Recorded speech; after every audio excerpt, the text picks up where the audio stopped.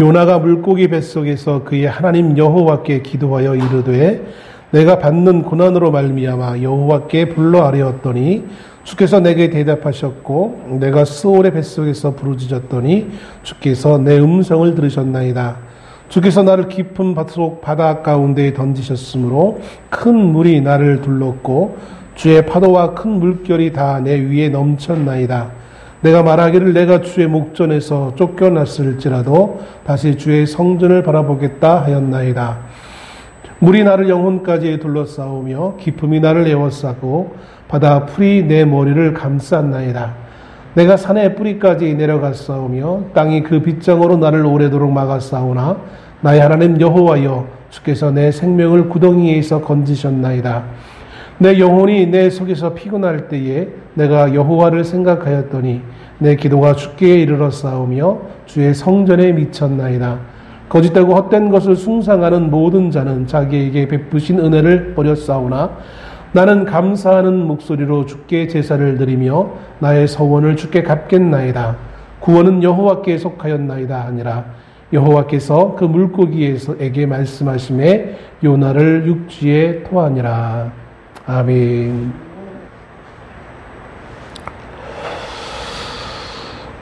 오늘 우리가 읽은 본문의 내용은 하나님께서 요나라는 한 선지자에게 니느웨라는 도시에 가서 하나님의 말씀을 전하라라는 명령을 듣고 그 명령에 순종하지 않았던 요나라는 선지자와 관련되어지는 그 내용을 기록하고 있는 아주 짧은 분량의 요나서 가운데 4장으로 이루어진 요나서 가운데 두 번째 장이 기록되어 있는 본문의 말씀을 우리가 읽었습니다. 니느웨라는 이 성 혹은 도시라고 할 수 있는 이 성은 창세기 10장에 보면 처음 등장할 때에 니므롯이라는 사람이 니느웨라는 성을 쌓게 되어집니다. 그리고 이 니느웨는 그 당시 요나 선지자가 있어서 활동하던 그 당시 아시리아 제국 가장 강력했던 제국 가운데 하나였던 아시리아 제국의 수도 가운데 하나였던 성읍이었습니다. 오늘날 지형적 위치로 찾아보면 이라크 북부 티그리스강 쪽 동편 아마 이제 중동 지역에 한때 많이 이제 그 관심을 가졌었던 분들은 IS와 미군과의 그 전쟁을 기록하면서 간혹가다 등장했던 모술이라는 지역이 있는데 그 모술이 바로 이 니느웨 성이 있던 위치인 것을 보게 되어집니다. 거대한 한 제국의 수도였던 니느웨, 오늘날 이 모술이라는 지역에 있던 이 니느웨가 그 당시에는 제국의 수도까지 되었지만 오늘날은 어떻게 보면 황폐된 과거의 그 영광에 비교했을 때에는 너무나 보잘것없는, 우리 시각으로 본다면 테러리스트들이 활동하고 있는, 또 그전에 이제 쿠르드 난민이라고 하죠. 쿠르드족이 거주했던 지역 가운데 하나였던 것을 보면 참 그 인생 무상함을 느끼게 되어집니다. 성경에 나타나고 있는 것에는 상당히 거대한 어떤 거대한 모습이 등장하는데 그것이 오늘 실제로 가보면 참 초라한 모습을 볼 때 너무나 격세지감을 느낄 수도 있을 것이고, 또 이게 뭐야 라고, 별거 아니네 라고 어떤 분들은 이렇게 생각할지도 모르겠어요. 근데 그것은 이제 그만큼 하나님의 심판 이후에 모든 일들로부터 기억에서 사라지게 되어지는, 또 어떻게 보면 황폐화되어지는 어떤 그런 모습들을 발견하게 되어지는 것을 봅니다. 그러나 그것은 오늘 현재의 지형 가운데 나타난 모습일 것이고, 오늘 성경에 나와 있을 때 성경에 배경되어지는 이 니느웨와 또 이제 요나와 관련되어진 나타나는 모든 지역들은 그 당시에는 매우 발달했던, 또 많은 사람들이 왕래했었던 그러한 지역인 것을 보게 되었습니다. 요나는 하나님의 말씀을 순종하지 않고 하나님으로부터 도망하기 위해 욥바라고 하는 지중해에 면한 항구로 도망갑니다. 그리고 마침 거기서 다시스라는, 오늘날로 얘기하면 스페인입니다. 사도 바울도 가고자 했었던 마지막 선교지로 생각했었던, 물론 그는 가지는 못했지만, 로마까지밖에 가지 못했지만, 아마 그 당시 유대인들이 생각했던 세상 끝이라고 할 수 있는 것은 이 다시스, 오늘날의 스페인에 해당되어지는 이곳으로 가는 배를 마침 만나게 되어져서 그 배를 얻어 타고 이제 하나님으로부터 도망가려고 하는 시도를 하게 되었습니다. 사실 이 요나서를 볼 때마다 느끼는 것은 한 두세 가지 이해할 수 없는 내용이 여기에 담겨져 있습니다.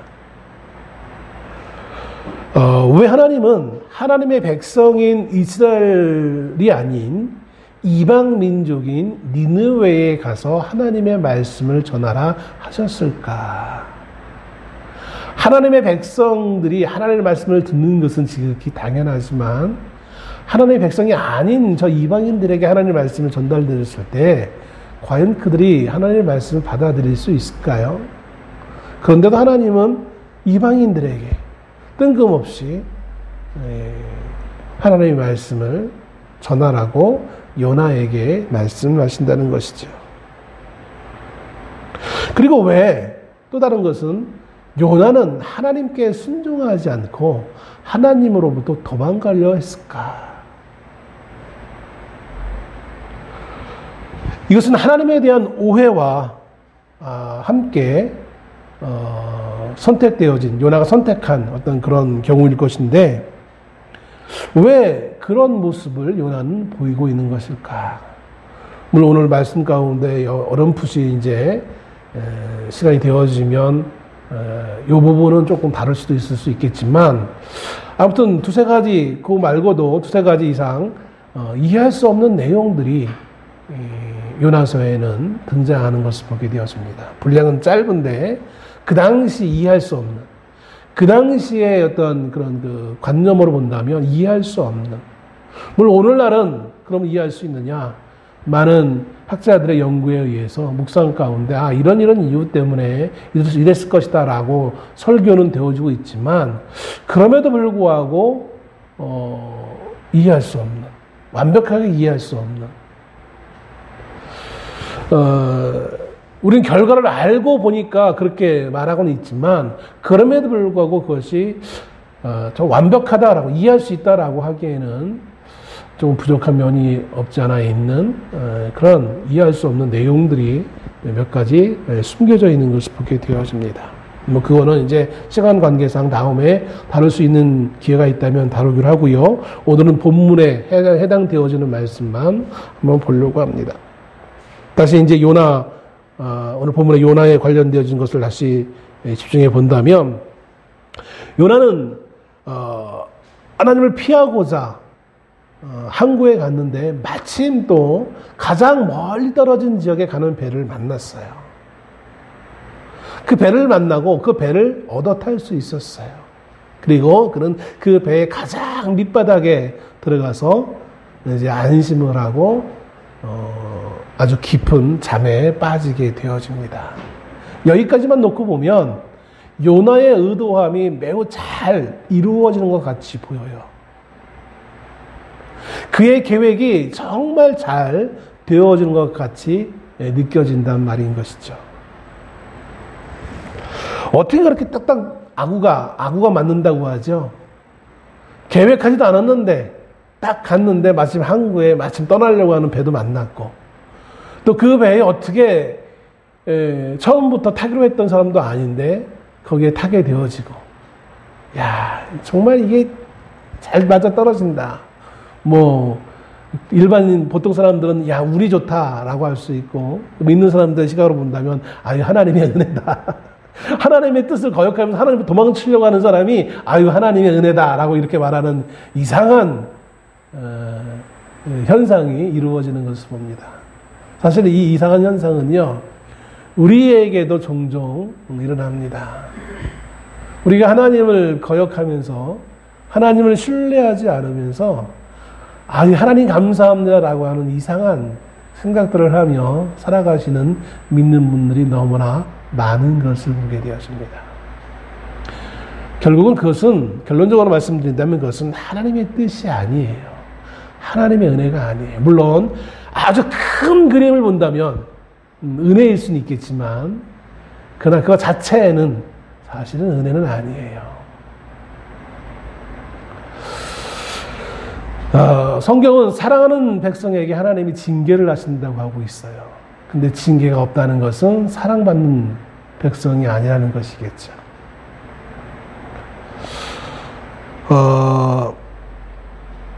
오늘 순탄하게만 여겨졌던 이 요나의 도피 행각은 그러나 얼마 가지 못해 이제 지중해 좀 이제 항해하는 가운데 그만 큰 폭풍을 만나면서 그의 아주 장밋빛 꿈은 그만 사그라들게 되어지는 결과를 맞이하게 되어집니다.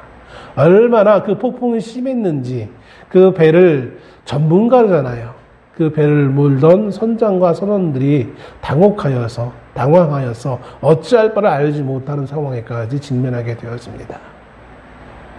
심지어 이거는 신이 노한 거 아니면 있을 수 없는 거야. 이 배 안에 수많은 사람들, 그 수많은 각각의 지역에서 각각의 신들을 믿는 많은 사람들이 있는데 우리가 한번 자기들이 믿는 신 앞에 한번 기도해보자.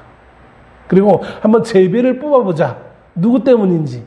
누구 때문에 도무지 우리가 이 폭풍을 만나서 이 폭풍을 우리가 이겨낼 수 없을 것 같은데 이 위기 상황 누구 때문에 이런 현상이 일어났는지를 한번 우리가 제비 뽑아서 한번 살펴보자.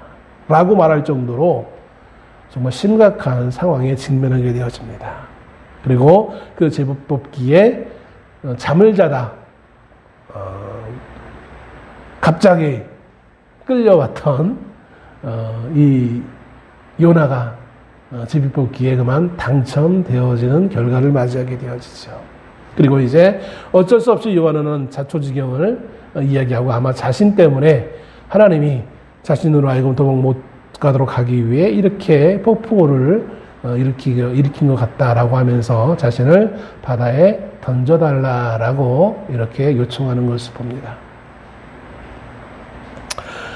하나님을 피하려고 도망치려고 했던 요나가 또 이때는 또 하나님의 뜻을 금세 또 알아차리고 또 자기를 이렇게 던져서 당신들만이라도 살아 돌아갈 수 있도록 나 하나면 족하니까. 여기다는 또 어떻게 숭고하는 희생정신이 또 있는 것 같아요. 도무지 이해할 수 없는 왔다 갔다 하는 요나의 일관적이지 못한 모습을 보게 되어집니다.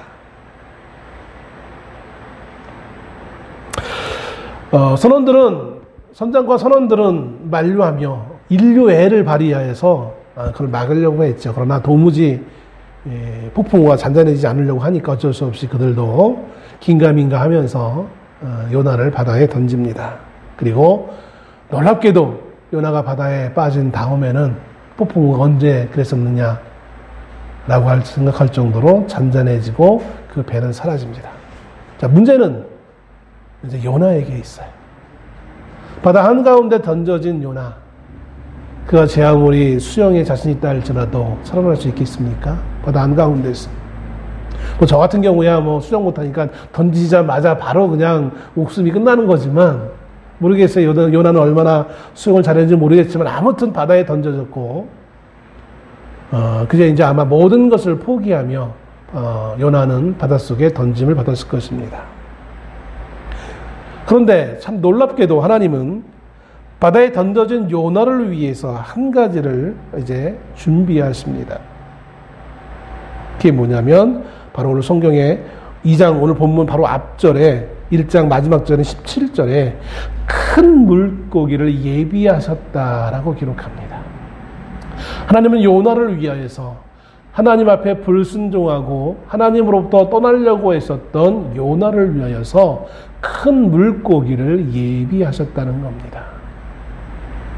여러분, 우리는 오늘 하루하루를 살아가면서 요나처럼 하나님을 부인하고 하나님의 능력을 이해하지 못하고 과소평가하고 하나님의 말씀에 순종하지 아니하며 마치 하나님을 떠난 것 같은 모습으로 살아가고 있는 그 인생들조차도 하나님은 그 인생을 위한 놀라운 것들을 준비하고 계심을 믿으시기를 바랍니다.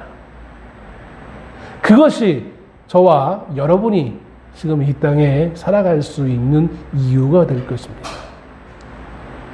우리가 보기에는 별스럽지 않은 것일 수 있겠지만 하나님은 우리를 위한 가장 좋은 것들, 가장 필요한 것들을 우리를 위해 준비하시고 계획하시고 그리고 필요할 때 그것을 우리에게 허락하시는 은혜를 베푸시는 것을 볼 수 있습니다.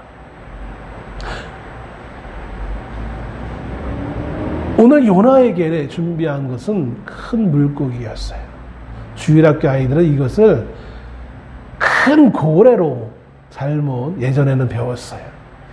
주일학교 열심히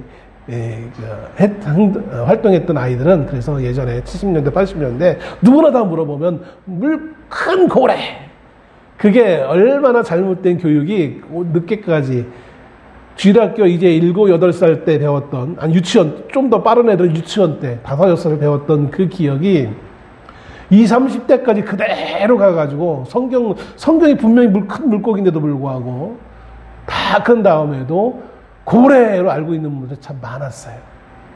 우리가 얼마나 성경을 그냥 대충 읽는지 나옵니다. 성경을 글자 하나하나 의미를 부여하면서 읽을 때가 필요한 것을 여러분 이해하시기를 바랍니다. 하나님은 큰 물고기, 그것도 큰 물고기.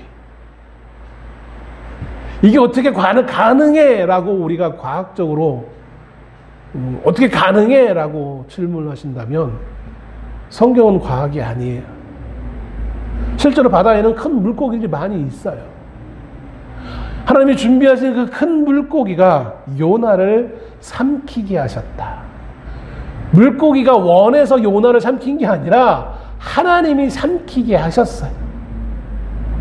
요나도 물론 그 컴컴한 물고기 뱃속에 그 비좁고 컴컴한 물고기 뱃속에 들어가서 힘들었겠지만 물고기도 힘들어요. 원하지도 않은 생명체를 삼켰으니 물론 뭐 동물이 뭐 여러 가지 잡식성 물고기가 그렇게 할 수도 있겠다라고 할 수는 있겠지만 그래도 자기가 원해서 먹어야지. 자기는 원하지도 않았는데 이상한 놈 먹고선 탈날 수도 있어요. 오늘날 환경이 심히 많이 안 좋아져서 가끔가다 물고기들 잡은 것들을 보면 뭐 물고기의 아가미에 뭐가 꽂혀 있는데 빨대가 꽂혀 있는데 이런 뉴스가 간혹 나오잖아요. 물고기가 소화할 수 없는 인간의 옷이며 여러 가지 것들, 신발이며 아마 물고기가 삼킬 수 있는 능력이 있었다면 얼마나 기분 나빴겠어요. 하나님의 삼키게 하셨기 때문에 물고기는 삼켰어요. 마지막 절에, 오늘 보면 마지막 절에 여호와께서 물고기에게 말씀하심에 요나를 육지에 토하니라. 과학적으로 본다면 말도 안 되는 거예요. 물고기의 뱃속에 들어갔으면 당연히 다른 먹이들과 함께 소화가 되어야 되는데 소화가 되지 않았어요. 하나님이 말씀하시니까 토했어요. 이건 하나님의 전적인 간섭하심입니다. 하나님을 부정하고 하나님의 말씀을 거역하고 도망가던 요나를 위해서 하나님은 가장 필요한 조치를, 요나를 보호하기 위한, 요나를 다루기 위한 가장 필요한 조치를 하셔서 그로 하여금 새로운 인생으로 살아가도록 하시는 하나님의 보살핌의 역사가 오늘을 살고 있는, 이 때를 살고 있는 지독히도 하나님의 말씀대로 살지 않는 우리 인생들에게 동일하게 은혜로 다가오심을 믿으시기 바랍니다. 우리 모두가 다 물고기의 뱃속에 들어가는 건 아니에요. 그러나 그처럼 요나만 그렇게 특별히 하나님이 사랑하셔서 그렇게 보호하신 것이 아니란 말이에요. 하나님을 부정하며 명령 따르지 않는 자가 뭐가 그렇게 사랑스러워서 그를 위한 특별한 조치를 그렇게 하십니까? 하나님이 그렇게 하실 일이 뭐 이렇게 없습니까? 수많은 일들을 간섭하실 때 수많은 일들이 있는데 굳이 뭐 요나 정도까지 하나님 말씀 듣지도 않으려고 하는 요나를 그렇게 배려하셔서 이렇게 일을 이루십니까? 그것은 요나뿐만 아니라 오늘을 살고 있는 우리를 향한 하나님의 놀라운 계획이 있음을, 사랑의 계획이 있음을 우리에게 간접적으로 말씀하시는 거예요. 하나님이 어디에 있어? 하나님이 나만 미워하는 것 같아. 여러분 그렇게 잘못된 생각하지 마세요. 하나님 지금도 나에게 가장 최선의 것들로 제공하시고 이끄심을 여러분 확인할 수 있는 믿음의 눈을 가질 수 있는 여러분 되시기를 주의 이름으로 축원합니다.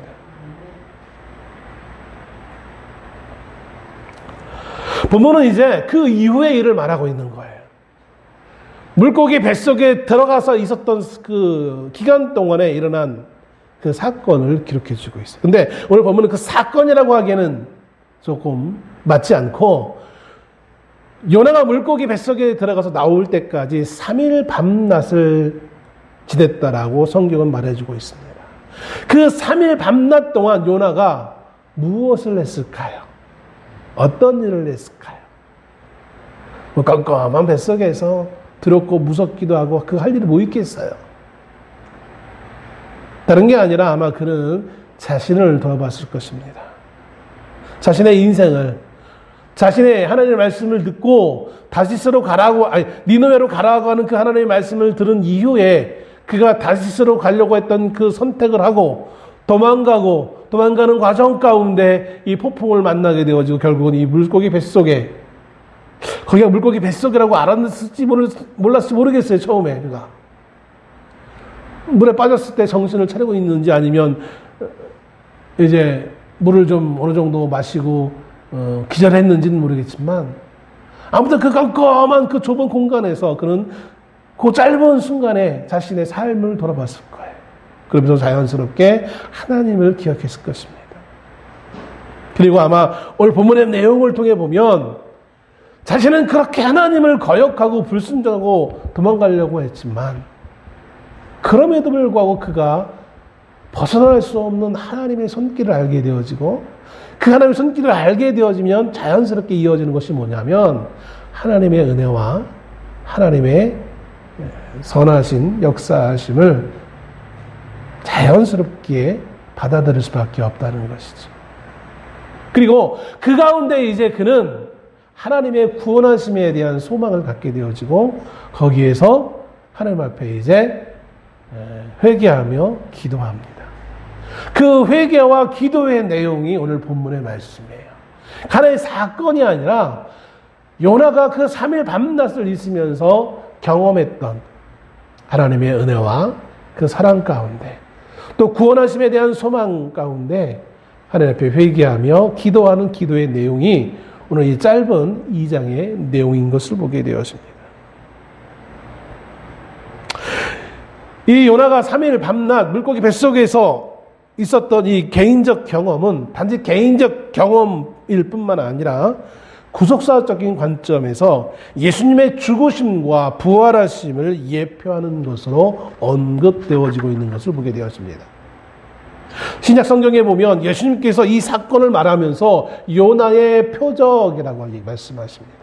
단지 요나의 사건이 아니라 요나의 표적이라고 언급하시는데 이 표적이라는 것은 하나의 사건을 넘어선 영적인 의미를 밝힐 때 사용되어지는 표현입니다. 요나가 3일 밤낮 죽음의 상태 가운데 있었던 또 죽음을 상징하고 있는 이 물고기 뱃속, 오늘 기도 가운데에는 스올의 뱃속이라고 표현하고 있거든요. 유대인들 생각에 이 스올, 음부, 우리식으로 얘기하면 뭐 지옥이라고도 할 수도 있죠. 이 물고기 뱃속에 있었던 이 사건은 예수님의 죽으심을 의미하는 것이고, 요나가 물고기 뱃속에서 이제 다시 나왔을 때는 예수님의 부활하심을 예표하고 있는 것이다 라고 할 수 있는 것입니다. 요나는 자기가 선포한 말을 듣고 니느웨 사람들이 회개함으로써 자비로우신 하나님께서 유대인을 억압했던 이방인 니느웨 그 사람들을 용서해 주시는 것이 싫었다라고 많은 학자들과 설교가들은 그렇게 해석을 합니다. 그래서 하나님의 말씀을 거역하고 도망치려 했었다.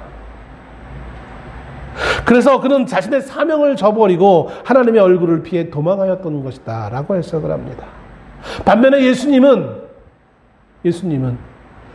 자기를 죽이기 위해 앞장섰던 그 많은 로마 군병들, 유대인들, 마지막 순간까지도 조롱하며 멸시했던 그들을 위해 용서의 기도를 하시며 그들을 위해 십자가에서 죽기까지 순종하시는 모습을 보이면서 형식은 요나와 예수님이 같지만 그러나 요나는 인생의 한계를 보여주고 있지만 예수님은 완벽하신 하나님이시기에 구원의 사역을 완성하셨던 것을 우리에게 보여주고 있는 것을 보게 되었습니다.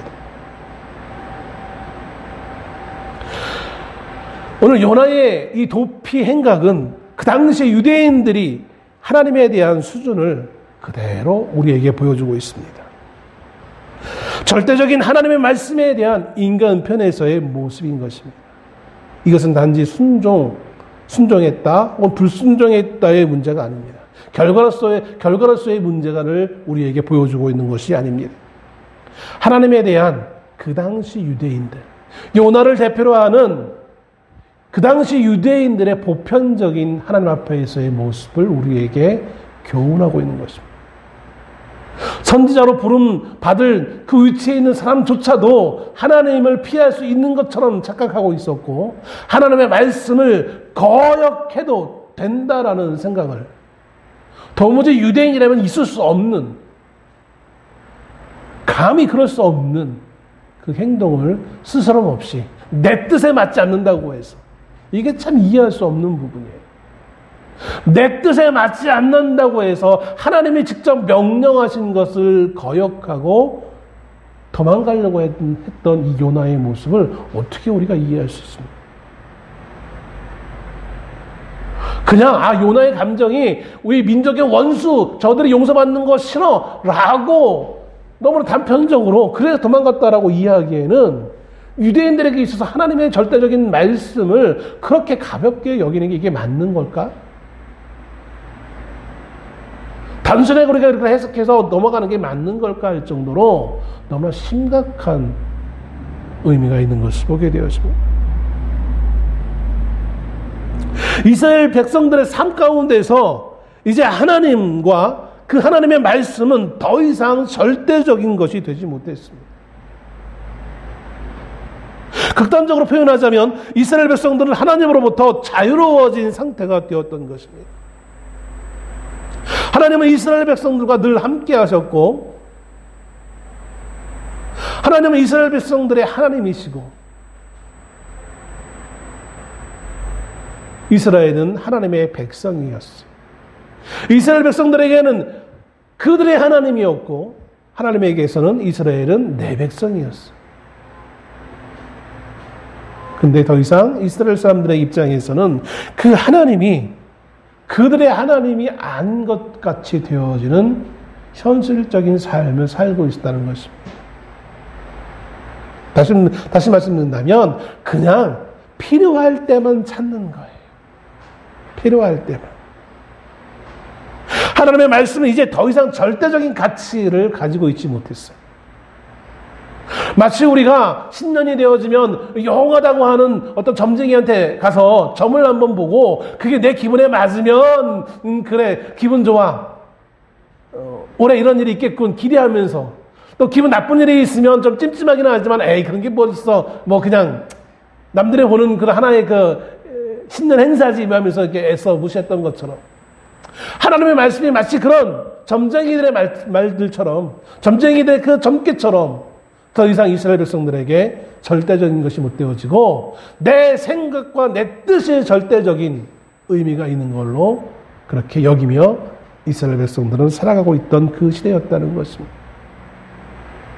이것이 이스라엘에게만 해당되어지는 것이 아니라 오늘 이 말씀을 읽는 우리에게도 동일한 것이기에 하나님은 오늘 이 요나서 말씀을 통해서 우리에게 지금 교훈하고 있는 거예요. 이 요나의 문제가 요나의 문제로 끝나는 것이 아니라 이스라엘 민족 전체에 해당되어지는 것이고, 그리고 이것이 오늘 이 시대를 살고 있는 우리 신앙인이라고 하고 있는 믿음의 백성들이라고, 하나님의 백성이라고 하는 우리들에게조차도 동일한 모습이 아니냐는 것으로 하나님 우리에게 질문을 던지고 있는 거예요. 하나님 이렇게 물으실 때 우리는 뭐라고 대답할 수 있습니까? 우리는 달라요. 우리는 요나와는 달라요. 우리는 이스라엘 백성들과는 달라요. 이렇게 감히 말할 수 있습니까? 뭐 여기서 겸손을 떤다고 해가지고 어찌 우리가 이스라엘 백성과 같이 될 수 있어요? 그건 겸손이 아니에요. 무지한 것이지. 우리는 달라요라고 해야 되는데 감히 다르다고 과감하게 말할 수 있습니까? 하나님의 말씀이 우리의 삶의 절대적인 가치가 되어져 있습니까? 이 시대의 모든 사람들의 내면에도 요나 당시의 그 모습과 동일하게 나타나고 있지는 않습니까? 믿는 이들에게조차도 더 이상 이제 하나님의 말씀은 절대적인 기준이 되지 못하고 있습니다. 이성과 지성에 의한 신앙을 주장하고 과학에 기반을 두려고 합니다. 과학으로 증명되지 않은 그것은 그냥 하나의 신화로 여기는 분들도 많은 것을 보게 되었습니다. 또 내 마음에 맞지 않으면 그것이 하나님의 말씀이 아닌 것처럼, 그건 옛날에 오늘날은 오늘 시대가 달라졌는데 이래가면서 하나님의 말씀을 외면하며 우리는 살아갑니다.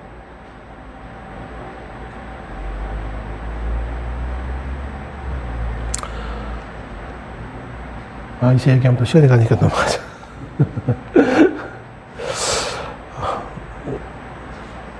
그 스스로 하나님으로부터 멀어져 가고자 했던 그 요나가 물고기 뱃속에서 3일 밤낮을 보내면서 그의 무너졌던 신앙인으로서의 모습을 다시 새롭게 세우는 경험을 하게 되었습니다.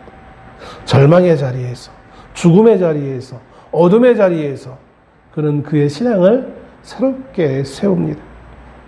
그리고 그 새롭게 신앙을 세운 그 이후 그는 하나님 앞에 기도함으로 나옵니다. 그리고 기도 가운데 그는 그 자기 자신을 하나님께 드리게 되었습니다. 성경은 이것을 서원이라고 하죠. 하나님께 드립니다.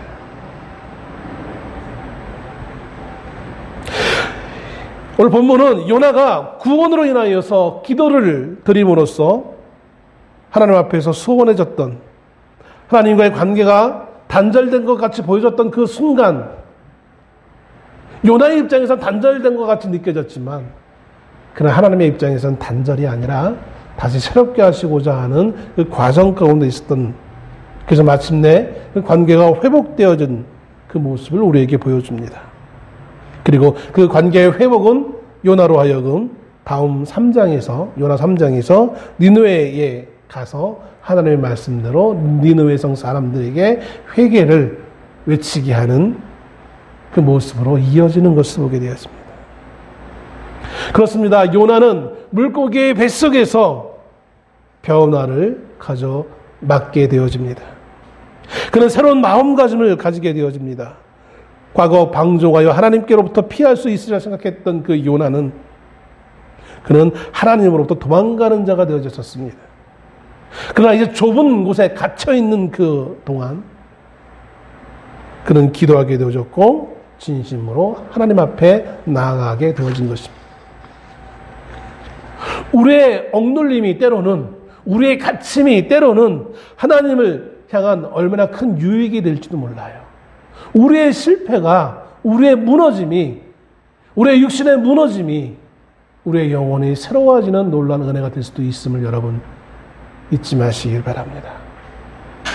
내 육체의 고통이 그냥 고통으로 끝나는 것이 아니라 내 육체의 잘못됨이, 내 인생의 실패가 그 실패로 끝나는 것이 아니라 내 영혼의 새로워짐을 통하여 실패했던 인생에 또 새로워지는 놀라운 은혜가 있음을 믿으시고 절망하지 말고 이때 우리가 무엇을 해야 될 것인가를 확실히 찾으신 우리가 될 수 있기를 소원합니다. 요나는 그 절망의 순간 하나님을 찾고 있습니다. 3절 말씀에 이렇게 표현합니다. 주께서 나를 깊은 속 바닷 가운데 던지셨으므로, 자신의 이 역경을 허락하신 것이 하나님이라는 사실을 분명하게 고백합니다.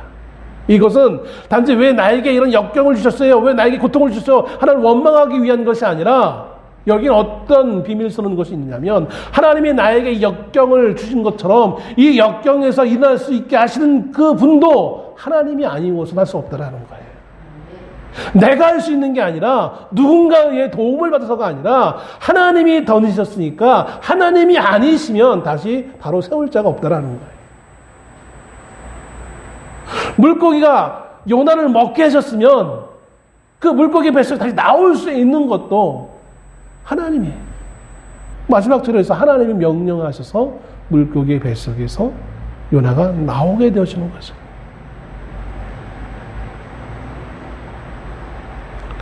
사절 말씀에 내가 말하기를 내가 주의 목전에서 쫓겨났을지라도, 사실은 자기가 선택한 거예요. 하나님부터, 자기가 하나님으로부터 도망가려고 했어요.